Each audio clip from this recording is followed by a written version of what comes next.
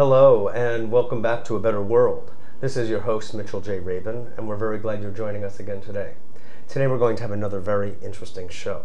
We have invited back to be with us Lama Suryadas, who is the author of this book, Awakening the Buddhist Heart, and actually several others, all on the subject of his experience of Buddhism and what the Buddhist way can be for all of us, as well as the interconnectedness of Buddhism with other ways of thought, religious, spiritual, that have been on this planet actually for millennia.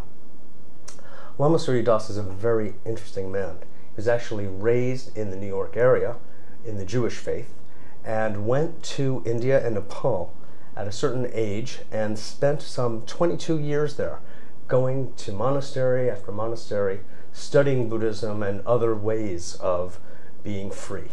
And came back to this country and has been leading workshops, teaching seminars, retreats, and writing books, and is now well known across the country. Surya, great to have you. Thank you, Mitchell. It's nice to be back in a better world. In a better world. You see, since you were here, you helped to create it.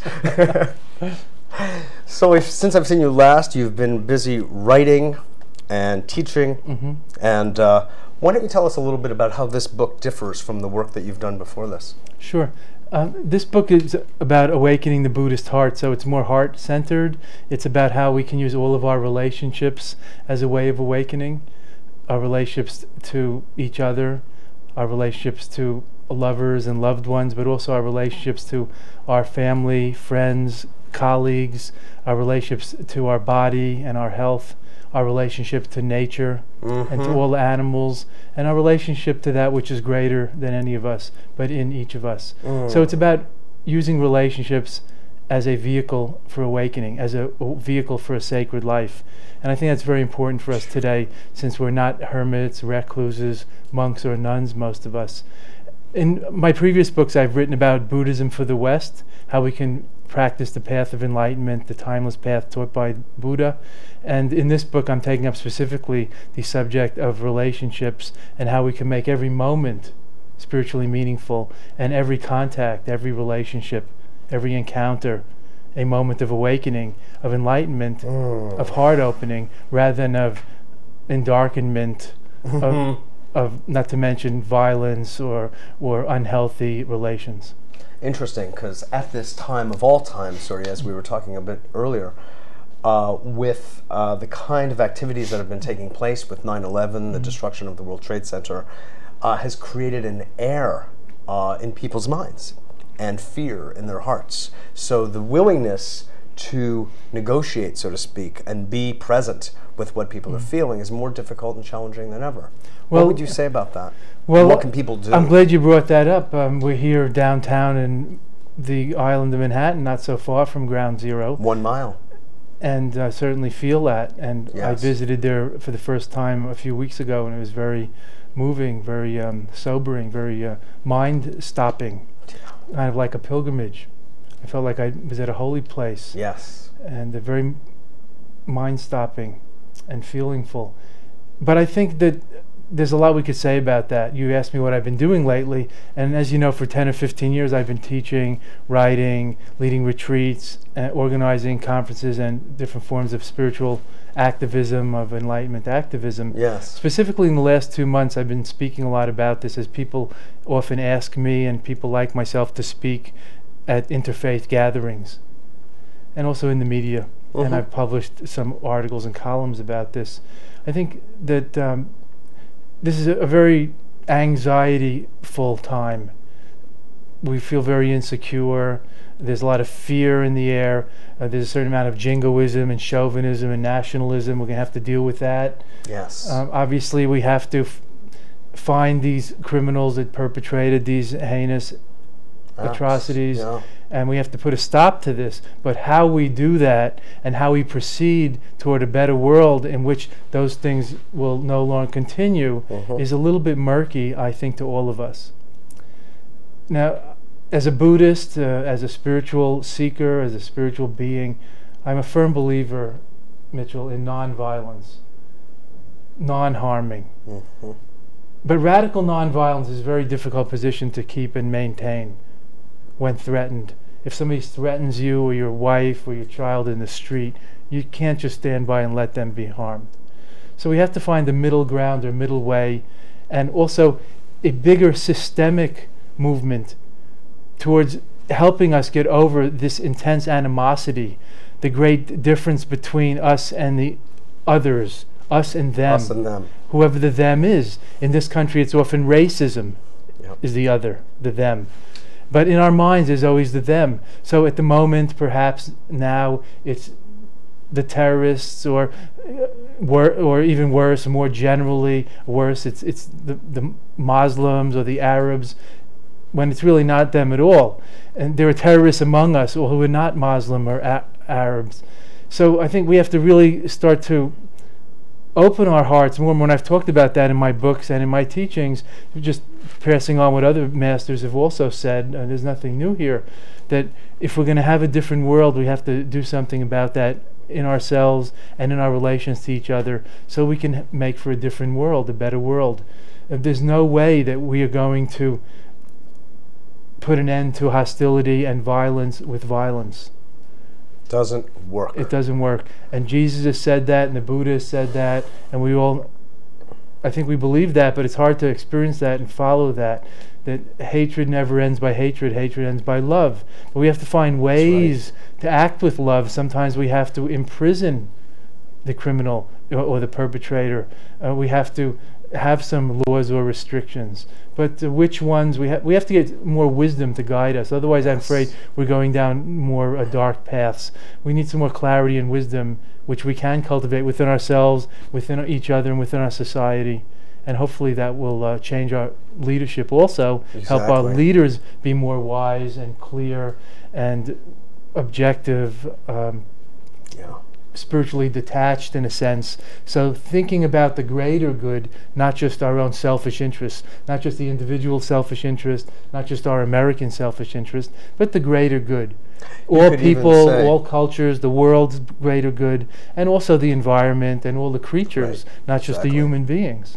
You the bigger terms implications. That the trouble we're in right now, the dilemmas that we're facing, are in fact a result of our own doing. I mean, well, karmically speaking, that's always true. You know, of course, there's no excuse for the criminal acts that were perpetrated not at all. Not on at all. 9/11. By no means. But still, we have to look into the causes and conditions. Otherwise, we're really just looking at the temporary, the Band-Aid approach to wounds.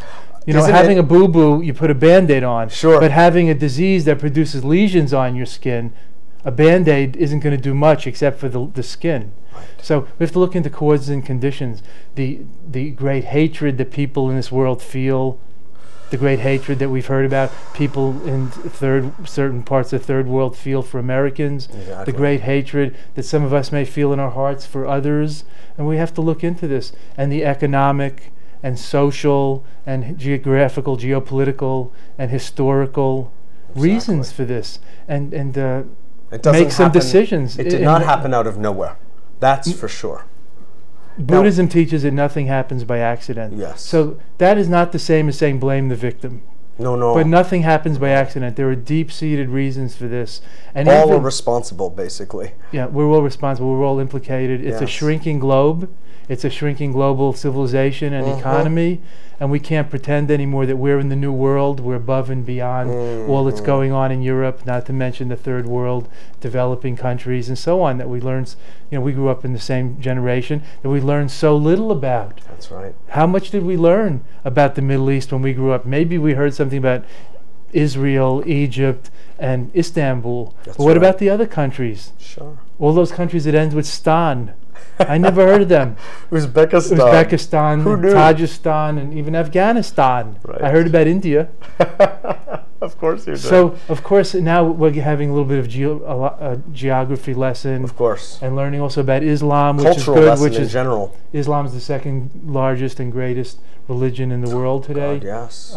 Meanwhile, I hear, and I don't mind saying so, Franklin Graham calling Islam a wicked and evil religion. I don't really want to hear that from somebody who should be a religious leader, Billy Graham's son, Franklin Graham. This is pure ignorance. We need a little more higher education. Honestly, I don't mean college. higher education. Even George W. Bush, if I may say, I feel has been rather exemplary in the attitude and respect with which he has been addressing the higher ups in the Islamic faith. I'll agree with that. And the way in general he is dealing with this I agree with issue of religion. I think he's being well advised, and that's appropriate. Yes, and let's indeed. face it, we don't expect him to be an expert on world religions, That's a person right. in that position. Exactly. But we do expect that from the Pope and Definitely. the Grahams Other religious and other leaders. religious leaders. Exactly. So that's my side of the street. So I study that a little more in detail. So I'm, have something Sure. to say about that. And Definitely.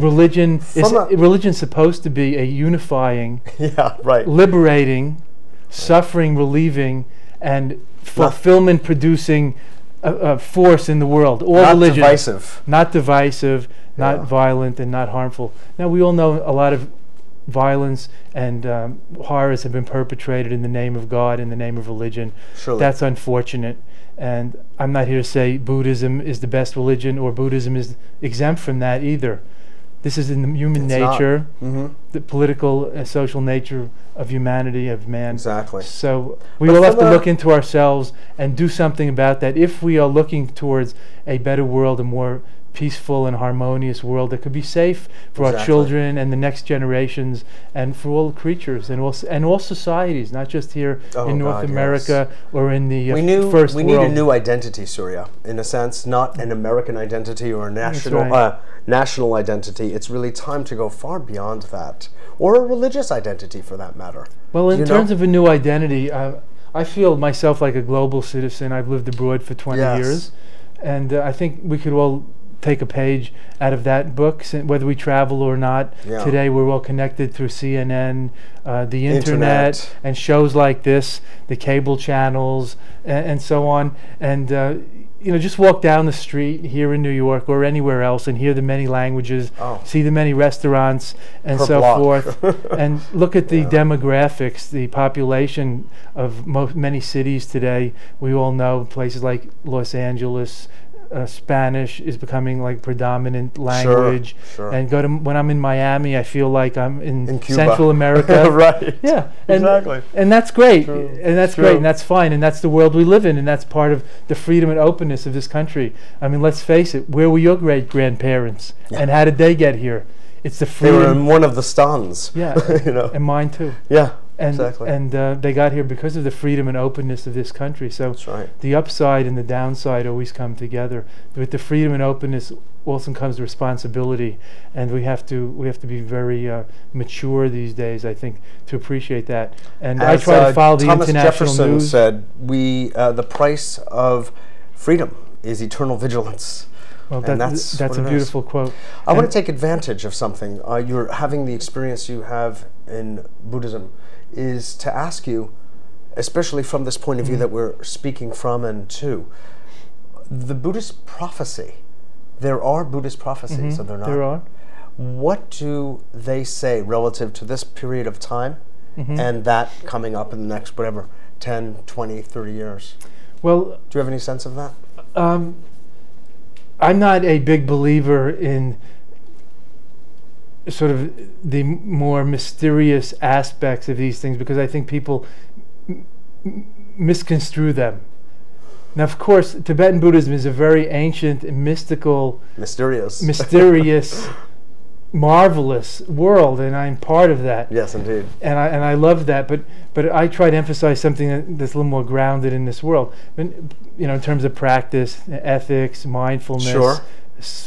Unselfish service in the world, and so forth. Indeed. But there are prophecies, such as in the Tibetan prophecies from 12 or 1300 years ago, the lotus-born guru Padmasambhava, Guru Rinpoche, the precious master, Guru Rinpoche, who founded Tibetan Buddhism, who came from India to Tibet, invited by the king in the 8th century AD, and founded Tibetan Buddhism.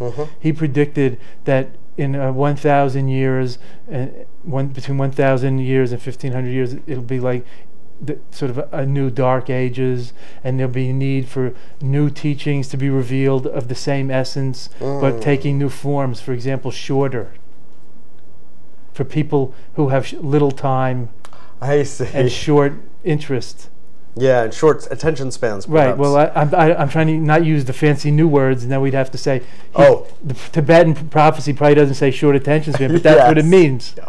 You know, people have little time. Yes. Now look at today. We have a time famine. That seems to be what is most scarce in our modern lives. So, and he also had some prophecies about, and other masters that came after him, for example, about the spiritual teachings becoming harder to find amidst the welter of information, and the words sort of fading from the pages, and things like that. So I think we can sort of see that today, and what we have to do is look around us at the media and the news and the internet and see the wealth of information. Now, I'm an optimist. I love the internet, and there's so much spiritual material there. I do a lot of research on it now. Yeah. There's a lot of great sites. I've just been surfing the Tibetan Himalayan art sites. There's marvelous museum art online and so on. But what are the most active sites on the internet? As we know, pornography, and I forget what the other one is. Probably shopping or something like that. Right. So like television with the quality. Like television. There's some good stuff on television, but most of it is totally advertising driven. Yes. And shopping Commercial, network. Right. Commercial.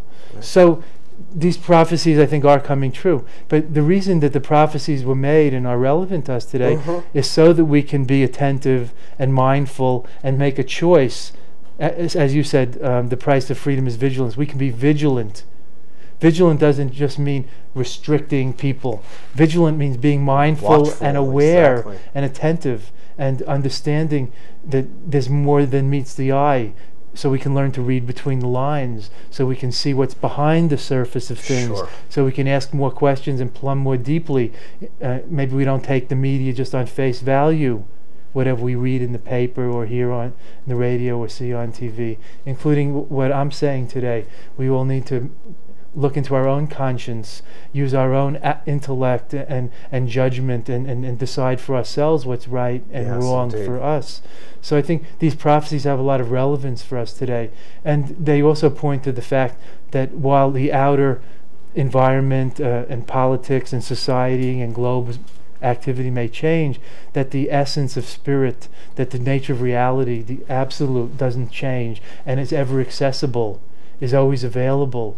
That the Dharma, or deep spirituality, love and wisdom, is always findable and practicable, and that our nature really never changes. Our true nature, our human nature. There's an old Buddhist saying, "Human nature is Buddha nature." When you realize who you are, Buddha finds Buddha. Very beautiful. Very beautiful. And so frequently we refer to it's just human nature as actually the other side of that coin. Like a rationalization. Yes, like all too human. Yeah. Right, what do you expect? Right. Yeah. So it's interesting. How does Buddhism regard that idea? Well, Buddhism is based in a few fundamental facts that the Buddha sort of discovered. He didn't really discover, but he highlighted. Like the universal fact of impermanence, that all things are impermanent. So right away you have to say, first of all, is that true? And look into that and see if you can find anything that isn't impermanent. Yes. And if you find something, let me know. Please call me right away. If you find something, let me know. And now if you come and you say you found something that's impermanent, and I'll say, what? And you'll say, God. And I'll say, well, that's great. But short of that, everything is impermanent. So right away you have a whole way of thinking or experiencing the world that lets you know that all our statements are kind of also, and opinions and information is kind of part of transient, the flux and flow, the ephemera of life. Yes. So human nature, it's really hard to say what it is, whether it's changed or not. If we look at Cro-Magnon man, to us today, probably we would say human nature has changed. If we look at right, I'm just saying all of these things can be at least can be we have discussed. a cerebral cortex now. Yeah, we're evolving. We're evolving. So if you look at when we were in the Dark Ages, very superstitious, agrarian society, and feudal, as compared to today, where the public discourse is much more sophisticated. You know, human nature hasn't changed as far as parents loving their children, but human nature has changed a lot about whether the Lord can own the parents. Yes. Yes. So, you Yeah, know, there's some changes. There's some a changes. gradual, slow evolution. Yeah, that's right. So I don't want to try to analyze all of that socio-politically, but just to say that if we really find out who and what we are, I mean, that's the thesis of enlightenment paths of all kinds. When we find out who and what we are, then we find out what reality is. We see things as they are, Yes. not as they ain't. And there's a great freedom in that and a wisdom, and then we can guide our lives. We can guide our lives, and it's really for the betterment of ourselves and all. Exactly. Since we're all interconnected. Now, it's for the benefit of one and all. So I'm a big believer in transforming oneself, transforming the world. Breathing in and breathing out. The inner and outer life are very interrelated. on that note, Surya, when people come to do retreats with you, could you describe what is it like? What happens? Well, you should probably ask them. And ask them why they come back. What's the schedule? Yeah. No, I have different kinds of retreats. What would someone expect to go through? Right. If you look at my website, you'll see my teaching schedule, or look at my newsletter, see my teaching schedule. I give 30 or 40 public things a year, not counting lectures, one-night lectures, like workshops, seminars, retreats. So some of them are silent, intensive Buddhist retreats where there's a schedule all day, starting from 5 or 6 in the morning till 9 or 10 at night, like 1 or 2 hours at a time, meditation, chanting, breakfast, then meditation, chanting, teachings, and question and answers. In Sanskrit? There's a little chanting in Sanskrit and Tibetan, and a little in English. I like chanting in those old languages because I know them, and that's how I practice. But we also do some in English. We're here in America. So chanting, a little bit of breathing and yoga, meditation, teaching, question and answers, and then some private interviews. So in that way, breaking up the day all day from morning, afternoon, and night. And then in my workshops, like this weekend at Open Center in New York, it's a little more free. People aren't sleeping there, so we're not feeding them. Of course, at a retreat, there's 3 meals a day, and there's sort of monastic living and vegetarian food and so on. Yes. But in a workshop, it's a little more easy and introductory. There's more teaching and more question and answers and interaction. And it's less formal. Yeah, and even some dyadic exercise. Then people go out for lunch and so on. So, but they still get a taste of the Buddhist heart. I hope in the so. Buddhist way. Otherwise, I wouldn't be doing it. Yeah. We do meditation and chanting, breathing practices, self-inquiry, Dharma teaching, and question and answer, and interviews. So otherwise, I wouldn't be doing it. Sure. So I think of this as transformative spirituality, not just lecturing or giving information, but transmitting something of what I received from my masters in the past, and trying to transmit that in terms of tools for transformation today and tomorrow. Oh, that's great. That's great.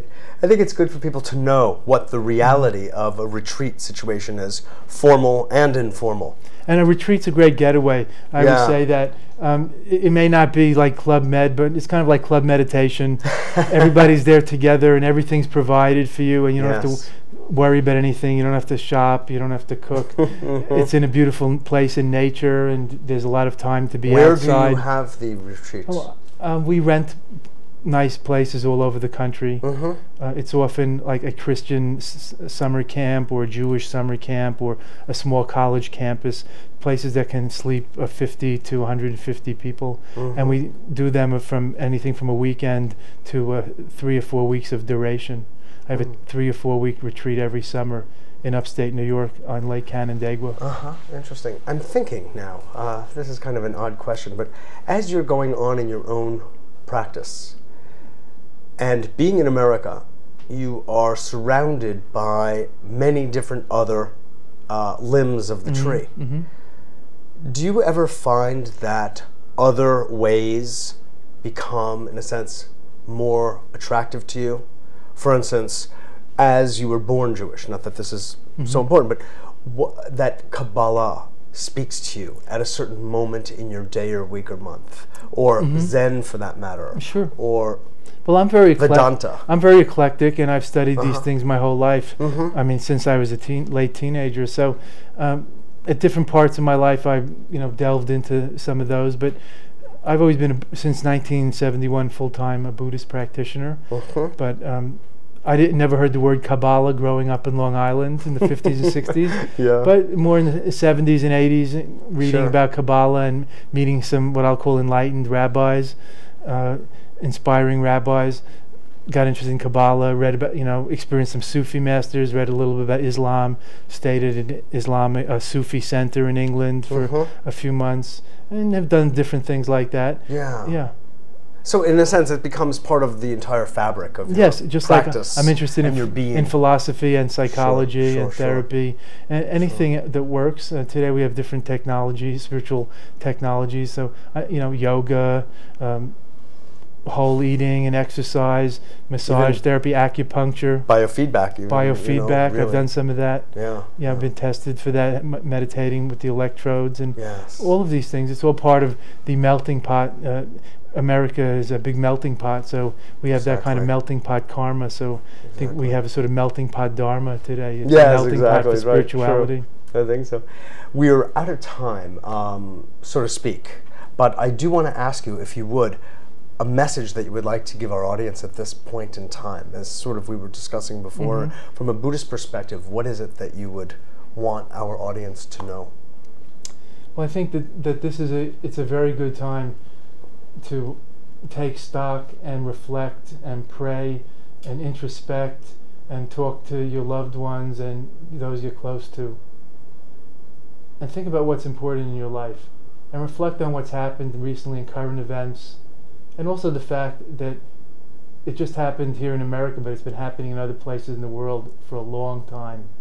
And let's start to feel part of that and feel the pain of the world and not perpetrate it and be part of the solution rather than part of the problem. And look into ourselves, be very honest with ourselves in terms of what's important to us and how we can move forward together, because if we don't pull together, I'm sure we're going to be pulled apart. Beautiful. Surya, thank you very much for being a guest on the show. Thank you, Mitchell. Absolutely. Well, again, we have had words of Dharmic wisdom from Lama Suryadas.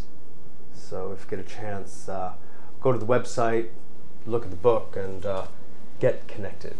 Thanks so much for joining us. This is Mitchell J. Rabin for A Better World, and I look forward to seeing you all next week.